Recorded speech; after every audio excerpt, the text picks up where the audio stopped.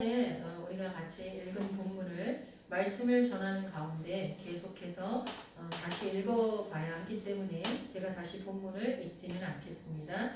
오늘 본문은 사사기 3장 1절에서 11절 말씀이고요. 저희가 참고로 사사기 1장 36절에서 36절 그리고 민수기 33장 50절에서 56절을 보면서 우리가 하나님의 말씀을 듣도록 하겠습니다. 먼저 오늘 본문은 아니지만 굉장히 이 본문과 이해하는 데 연관되어 있는 말씀을 제가 먼저 좀 읽어보도록 하겠습니다. 그 말씀은 민수기 33장 50절에서 56절입니다. 민수기 33장 50절에서 56절 여기는 좀 펴놓으시면 좋겠습니다. 오늘 말씀의 제목은 우리를 시험하시는 하나님의 도구입니다. 민수기 33장 50절에서 56절 그리고 사사기 1장 16절에서 36절은 우리가 좀 찾아가면서 보겠습니다.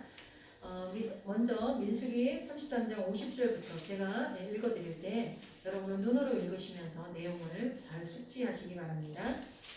여리고 맞은편 요단강가 모압 평지에서 여호와께서 모세에게 말씀하여 이르시되 이스라엘 자손에게 말하여 그들에게 이르라 너희가 요단강을 건너 가나안 땅에 들어가거든 그 땅의 원주민을 너희 앞에서 다 몰아내고 그 새긴 석상과 부어 만든 우상을 다 깨뜨리며 산당을 다 헐고 그 땅을 점령하여 거기 거주하라. 내가 그 땅을 너희 소유로 너희에게 주었습니다.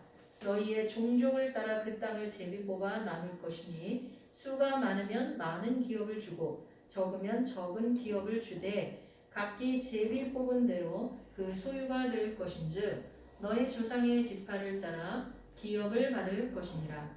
너희가 만일 그 땅의 원주민을 너희 앞에서 몰아내지 아니하면 너희가 남겨둔 자들이 너희의 눈에 가시와 너희의 옆구리에 찌르는 것이 되어 너희가 거주하는 땅에서 너희를 괴롭게 할 것이요 나는 그들에게 행하기로 생각한 것을 너희에게 행하리라. 아멘. 애굽에서 이스라엘 백성들이 종살이하면서 하나님 앞에 구해달라고 부르짖을 때 하나님의 때가 되어 하나님은 모세를 세우시고 그들을 애굽에서 구원하셨습니다. 그리고 구원하신 것뿐만 아니라 너희에게 가나안이라는 새 땅을 주시겠다고 약속을 하십니다. 우리는 고난 가운데 있을 때 하나님 앞에 부르짖습니다. 하나님 여기서 나를 구해 주십시오. 그 고난은 성도들마다 다 다를 것입니다. 저도 마찬가지로 어려움 가운데 있을 때 하나님 제발 이 어려움에서 저를 구해 주십시오. 그리고 내게 참 평안을 주십시오. 하나님 저는 하나님이 불러서 세운 목사가 아니니까 그런데 맨날 하나님의 단에 오면 성도들을 위한 기도보다 내 눈앞에 닥친 문제를 해결해 달라고 더 많이 기도하니 내가 무슨 목사입니까? 하나님 그래서 내가 목사 안 한다고 하지 않았습니까?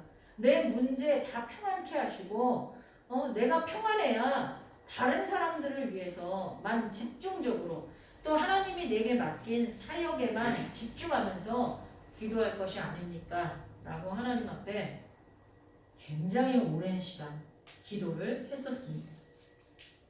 그런데 그럴 때마다 하나님이 제게 응답하시는 게 있었어요. 미애야, 과연 내가 네가 부르짖는 대로 너의 모든 문제를 다 해결해 주면 그리고 나서 진짜 네가 원하는 대로 참 평안이 찾아오면 지금처럼 매일매일 나를 찾아와서 나와 함께 시간을 보내겠느냐? 내가 만약 너의 모든 고통과 너의 모든 복잡하게 얽힌 문제를 해결해 주고 나면 그래도 네가 매일매일 이 단에 와서 기도하겠느냐? 라는 대답이었어요. 제가 뭐라고 대답했을까요? 당연하죠.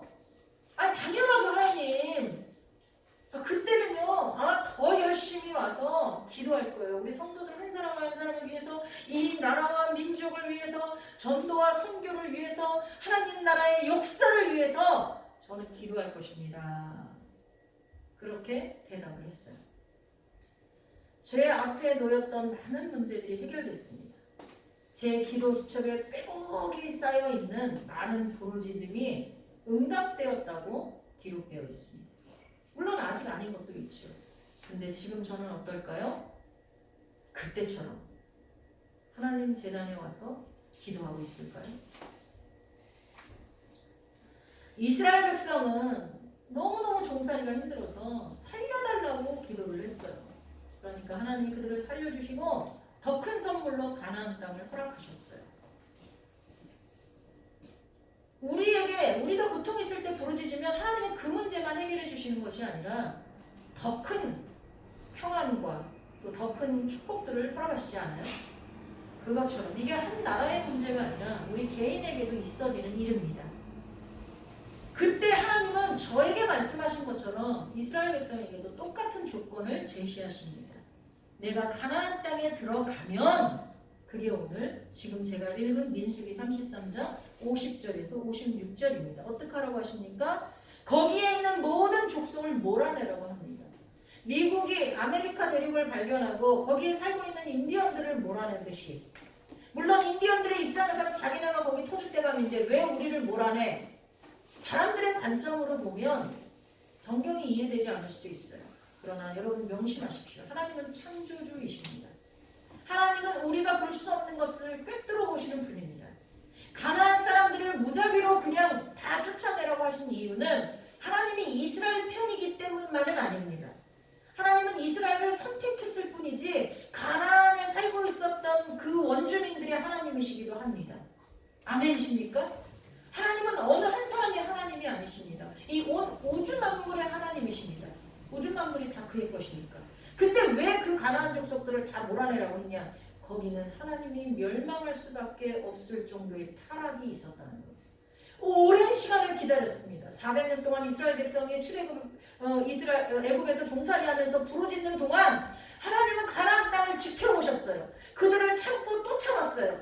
내 백성 이스라엘을 빨리 구원하고 싶었지만 가나안을 향한 하나님 사랑 또한 크시기 때문에 기다렸어요. 근데 가나안은 어땠어요? 엄청나게 타락했어요. 부정부패는 말할 것도 없었고요. 가난한 자들에 대한 학대도 말할 것이 없었고요. 하나님이 더 심각하게 죄를 물으시는 것은 동성연애입니다. 지금 온 나라들마다 합법화되고 있지만 하나님은 미워하십니다. 그리고 그것을 뛰어넘어 수간까지 짐승하고 성관계를 갖는 것까지 이르는 타락이 가나안 민족을 뒤덮고 있었습니다. 온갖 타락이 그 안에 아주 목끝까지 차서 하나님이 그들을 멸하셔야겠기에 이스라엘 백성은 사용하신 것뿐입니다. 이스라엘에게는 하나님의 약속을 지키시는 것이 되고 가나안 백성에게는 징계가 되는 거죠. 멸망이 되는 거죠. 그래서 하나님은 다 몰아내라 그랬어요. 다. 그리고 거기에 있는 석상과 부어 만든 우상을 다 깨트리라고 52절에 나오잖아요. 다. 싹 다. 그리고 그런데 만약에 그렇게 하지 않으면 55절에 뭐라 그러냐? 너희가 만일 그 땅의 원주민을 너희 앞에서 몰아내지 않으면 너희가 남겨둔 자들이 어떻게 된다고 했어요? 너희 눈에 가시와 너희 옆구리를 찌르는 것이 된다 했어요.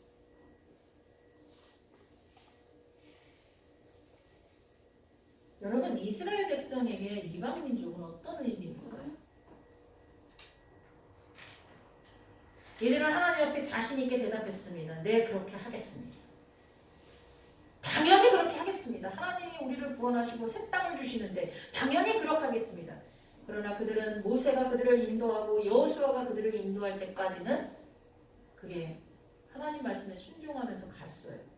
그러나 여호수아까지 죽고 난 뒤에 그 일이 완벽하게 이루어지지 못했습니다. 우리 사사기로 넘어가 봅시다. 사사기 1장을 한번 펴보세요. 사사기 1장 16절에서 36절을 제가 대충 보겠습니다. 모든 지파들이 거의 다 반쪽짜리 승리였어요. 그들은 그 사람들을 다 쫓아내지 않았어요. 그 이유가 있습니다. 먼저 1장 사사기 1장 19절에 보면 여호와께서 유다와 함께 계셨으므로 그가 산지 주민을 쫓아내었으나 골짜기의 주민들은 철병거가 있으므로 그들을 쫓아내지 못했다 했어. 두려움 때문에. 그 상대의 힘에 무력에 눌려서 쫓아내지 못했어요.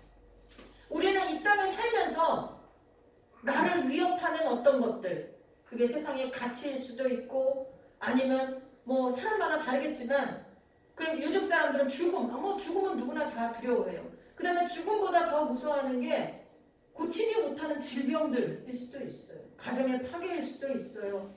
뭐 여러 가지가 있겠죠. 그런 힘에 눌려서 그걸 남겨두는 거예요. 타협하는 거예요. 아 그래, 요 정도는 내가 그냥 참고 살자. 내가 그냥 끌어안고 살자. 이렇게 타협해버리는 거죠. 그 다음에 24절 내려가 볼까요? 24절에 보면 23절부터 요셉 가문이 베델을 정탐하게 하였는데 그 성읍의 본 이름은 루스라. 정탐꾼들이 그 성읍에서 한 사람이 나오는 것을 보고 그에게 이르되 청하노니 이 성읍의 입구를 우리에게 보이라. 그리하면 우리가 네게 선대하리라. 이렇게 말합니다. 근데 여러분 보세요. 사사기 2장 2절에 보면 뒤에 넘겨보시면 너희는 이 땅의 주민과 뭐 하지 말래요? 언약을 맺지 말래요. 이게 사사기 2장 2절만 나오는 게 아니라 출애굽기에도 나오고 신명기에도 나와요. 다 나와요. 언약을 맺지 말라는데 요셉 가문은 베델을 수월하게 점령하려고 그 나라 사람과 뭐를 하는 거예요? 언약을 맺는 거예요. 네가 날 좀 도와줘. 그러면 내가 너만은 멸하지 않을게. 넌 살려줄게. 이렇게 하고 언약을 맺은 거예요. 그러니까 우리는요, 이 세상에 살면서 좀 더 편하게 살려고 세상과 타협을 하는 거예요. 불법을 저지르는 거예요. 요번에 보니까는 제가 굉장히 예수는 역사다라는 실화를 바탕으로 한 영화를 넷플릭스에서 보다가 끝나고 나서 잠들기 전에 뭘 잠깐 이렇게 구독하다가 봤는데, 이제는 그거 있죠. 그 도로교통법에 보면 도로를 차를 가져가다 보면 여기 이제 써 있잖아요. 그 카메라가 있잖아요. 그 뭐 30km, 50km 뭐 찍는 카메라가 있죠. 근데 사람들이 자기 속도로 막 가다가 그 카메라 앞에서 30 맞추고 50 맞추고 막 이렇게 하잖아요. 이제 절대로 그거 안 된대요. 이제 그 집중 도로에서 단속하는 암행어사처럼 암행 순찰차가 있는 거예요. 그런 차들에 의해서 다 잡힐 수도 있고, 또 이제 뭐 위에 띄우는 거 있잖아요. 뭐 그런 걸로도 바꿀 수가 있고, 그래서 이제 그렇게 양채같이 그렇게 하는 것들을 잡아낸다고 하더라고요. 우리는요, 잠깐의 편의를 위해서 세상과 자꾸 타협을 해요. 얼마 전에 어젠가 소방관이, 전남인가에 있는 소방관이 음주운전을 해서 30대 청년을 죽였어요. 그게 뭐예요? 내가 술을 먹으면 누구를 불러야 돼요? 대리를 불러야 되는 게 당연하잖아요. 내가 술을 먹으면 운전대에 안 앉아야 되잖아요. 그런데 잠깐, 보통은요, 집이 가까운 사람일수록 그래요. 요 정도 거리니까 내가 그냥 가지? 그런 마음으로 가다가 사고가 난 거예요. 횡단보도에서 사고가 났어요. 사람 청년이 죽었어요. 아까운 30대 청년이. 이렇게 우리는요, 편안함을 위해서 하나님이 하지 말라는 짓을 한다는 거예요. 이 요셉 가문도 그렇게 해서 베델을 점령했기 때문에 거기에 도와준 사람을 쫓아내지 못했잖아요. 또 1장 그 30절부터 쭉 보면요, 여기 족속들이 다 나와. 27절에는 므낫세, 근데 밑에 좀 내려가 보면 마을들의 주민들을 쫓아내지 못하며, 또 29절에도 보면 에브라임이 나오는데 쫓아내지 못하며, 30절에 스불론 지파 쫓아내지 못하며, 그리고 쫓아내지 않은 사람들은 다 뭐에 사용됐다고요? 노역을 했다고 나와요. 여러분 집에 가서 자세히 읽어보세요. 노역을 했다. 그리고 아셀 지파도 주민을 쫓아내지 못했다. 그 다음에 그들을 쫓아내지 못했다. 납달리도 그들을 쫓아내지 못했다. 그리고 그들을 노역에 사용했다. 이건 뭐냐면요, 경제적 이익을 위해서 남겨두는 거예요. 예전에 노예가 있었을 때는 노예가 뭐예요? 재산이에요. 그리고 우리나라 조선시대만 해도 가솔들이 뭐예요? 재산이에요. 자식도 재산이야. 그래서 재산 재산을 불려야 되기 위해서 자식을 많이 낳았어요. 자식이 다 재산이니까. 이러한 경제적 이익을 위해서 자기네들이 반드시 멸해야 될 족속들을 남겨두는 그런 일이 생겼다는 거예요. 저와 여러분도 하나님이 지키라고 하는 법을 나의 경제적 이익 때문에 지키지 않고 요 정도는 하나님이 봐주겠지 하고 타협하는 것이 있다면 오늘 이 본문에서 그들의 결과가 어떤지를 잘 보셔야 될 것입니다. 그때 역사했던 하나님이 지금은 다르게 역사하신다? 그렇지 않습니다. 하나님은 신실하십니다. 한결같습니다. 그때 그렇게 역사하셨다면 지금도 그렇게 역사하십니다. 본문으로 다시 돌아와서 3장 1절부터 11절까지 우리가 한번 보겠습니다. 하나님이 이미 말씀하신 대로 아까 민수기 읽었죠. 거기처럼 하나님이 남겨두신 이방 민족, 즉 다른 의미로는 그들이 남긴, 그들의 의지로 남긴 이방 민족. 근데 사실은 이스라엘 백성의 의지로 자신들의 이익을 위해서 이방 민족을 남겼지만 사실 그것도 하나님이 허락하지 않으면 안 되는 거예요. 왜냐하면 바로가 출애굽 때 바로의 마음이 강팍해서 그들을 내보내지 않잖아요. 9가지 재앙이 있을 때까지. 10번째 재앙이 있고 난 뒤에 내보내잖아요. 그때마다 성경은 뭐라고 기록했어요? 바로를 강팍하게 그냥 두셨다고 했잖아요. 바로의 마음을 강팍하게 하셨다고 했잖아요. 사실 우리의 의지조차도 누구 거예요? 하나님 거예요. 근데 우리의 의지도 하나님 거지만 하나님 거지만 우리에게 자유의지는 주셨잖아요. 그래서 우리가 자유롭게 선택은 해요. 그러나 그건 하나님이 이미 다 알고 허락하시는 거예요. 그러니까 하나님이 남겨두신 이방 민족이라고 성경은 기록하고 있어요. 2절에 보면 뭐라고 돼 있냐면 여호와께서 가나안의 모든 전쟁들을 알지 못한 이스라엘을 시험하려 하시려. 여기서 시험은요. 하나님은 시험하지 않는 분이라고 했는데 여기 보면 시험하려 하신다 그랬잖아요. 시험의 단어 뜻이 달라요. 하나님은 시험하지 않는 분이라 할 때 시험은 temptation, 유혹, 마귀가 우리를 넘어뜨리려고 하는 시험이에요. 근데 여기서 이스라엘을 시험하시려고 할 때 테스트, 통과하면 상을 주려고 하시는 거. 그 시험하려 하시려고 이스라엘 자손의 세대 중에 아직 전쟁을 알지 못하는 자들에게 그것을 가르쳐 알게 하려 하사 남겨두신 이방 민족들은 이렇게 나와요. 하나님이 주체적으로 남기셨다라고 성경은 기록해요. 근데 다른 쪽에서는 어때요? 이들이 자기들의 경제적 이익을 위하여 다 쫓아내지 않고 남겨뒀다 하죠. 보는 관점에 따라 다르게 표현되어 있는 거예요. 근데 두 가지가 같은 거예요. 그들을 통해서 그들을 사용해서 우리를 어떻게 한다는 거예요? 징계하시는 거예요. 근데 이 징계도요. 우리 맞는 입장에서는 매맞는 거잖아요. 징계죠. 근데 하나님 입장에서 보면 어떤 거예요? 테스트 하시는 거예요. 우리가 순종하지 않을 때 어떤 일이 일어나는지, 순종할 때 어떤 일이 일어나는지를 깨닫고 잘못됐으면 회개하고 그렇게 하도록 우리를 테스트하시는 거예요. 때문에 하나님의 징계조차도 우리를 향한 하나님의 사랑이십니다. 저와 여러분이 어떠한 고난 가운데 있다면 그것조차도 우리를 다시 일으켜 세우시려는 하나님의 사랑임을 잊지 마시기 바랍니다. 히브리서 12장 7절에 너희가 참음은 징계를 받기 위함이라. 하나님이 아들과 같이 너희를 대우하시나니 어찌 아버지가 징계하지 않는 아들이 있으리요. 여러분 생각해 보세요. 내 자식이 아니면 그 사람이 잘못했다고 그 사람을 때리는 사람이 있겠습니까? 생각해 보세요. 내 자식이 아닌데 그 사람이 잘못하든 말든 무슨 상관이겠습니까? 근데 하나님은 우리의 아버지시기에 우리가 잘못하면 매를 드시는 줄 믿습니다. 하나님의 징계는 우리가 어리석게 끝까지 내쫓지 않고 붙잡고 있는 이방 민족, 즉 세상의 것들 때문에 오는 것입니다. 그러나 하나님의 징계는 우리를 망하게 하는 것이 아니라 우리를 승리케 하기 위함이라고 말씀드렸습니다.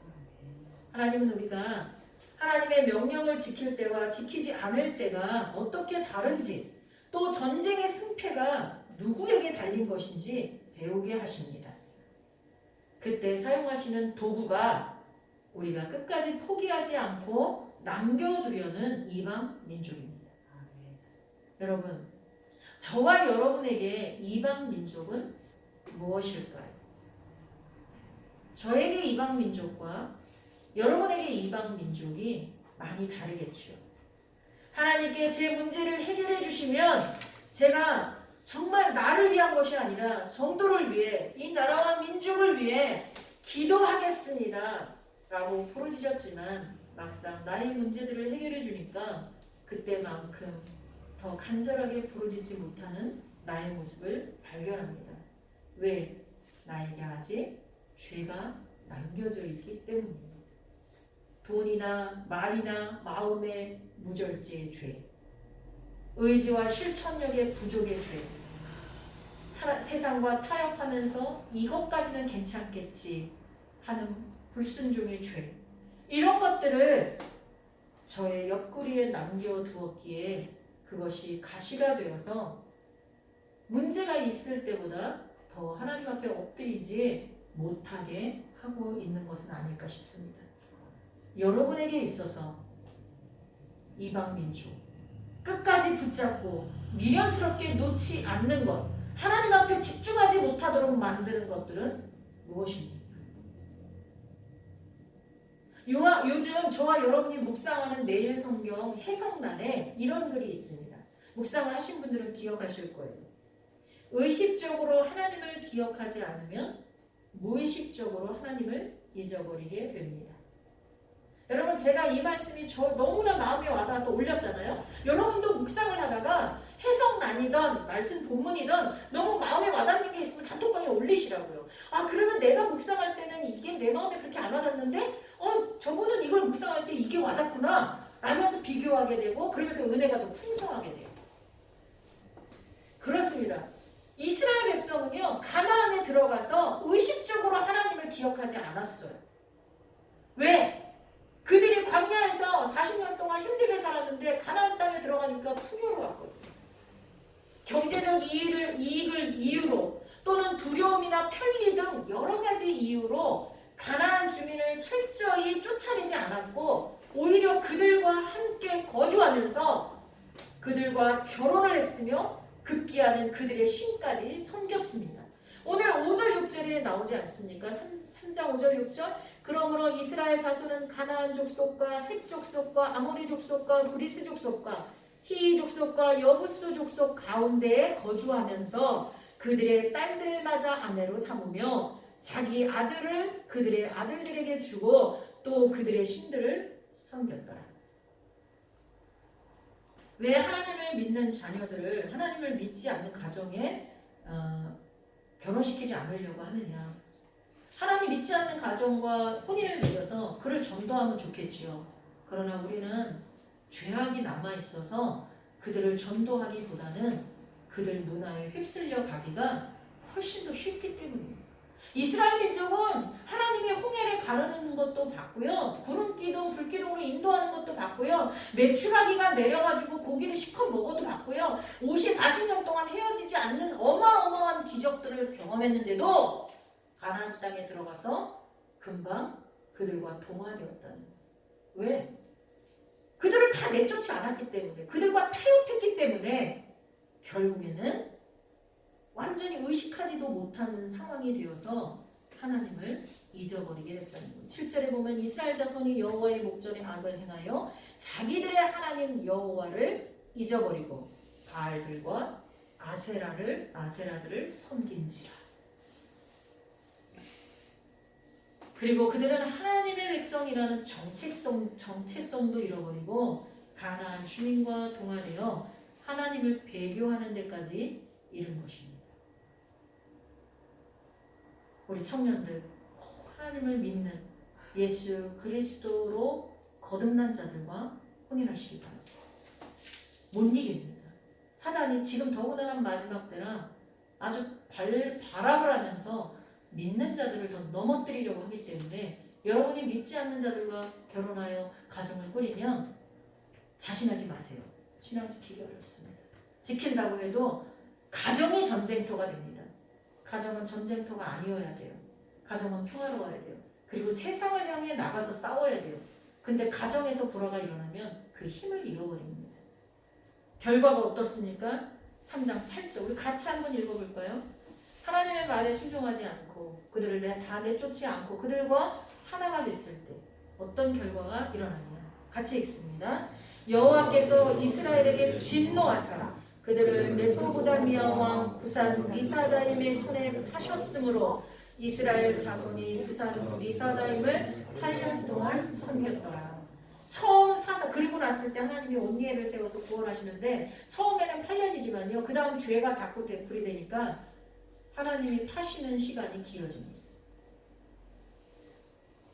여러분 명심하십시오. 그때 이렇게 하신 하나님이 지금은 너무 자비롭고 사랑이 풍성해서 자신의 자녀들이 엇나가고 있는데도 그냥 내버려 두시겠지? 아닙니다. 절대 아닙니다. 우리는 두렵고 떨리는 마음으로 하나님 앞에 서야 될 줄 믿습니다.